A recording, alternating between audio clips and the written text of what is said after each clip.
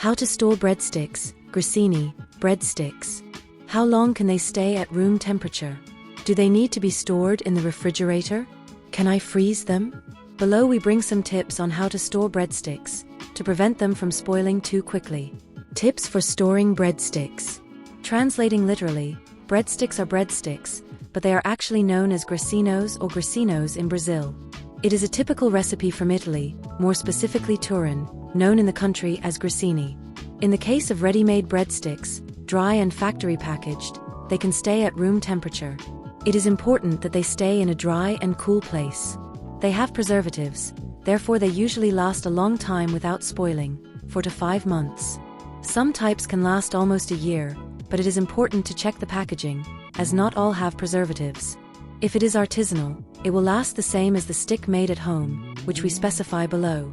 In the case of homemade breadsticks, they can stay at room temperature for up to 5 days.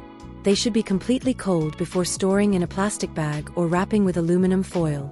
It is not recommended to store breadsticks in the refrigerator, as this will dry them out and they will become stale faster than at room temperature.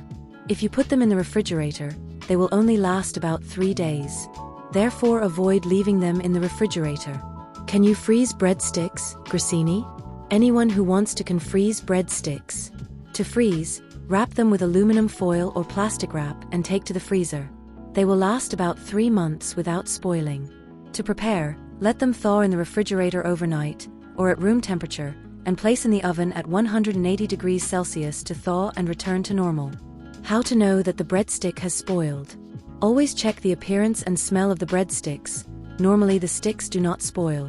What can happen is they become soft or moldy. If you notice something strange, don't eat them, discard them, especially in case of mold, as it is dangerous for health.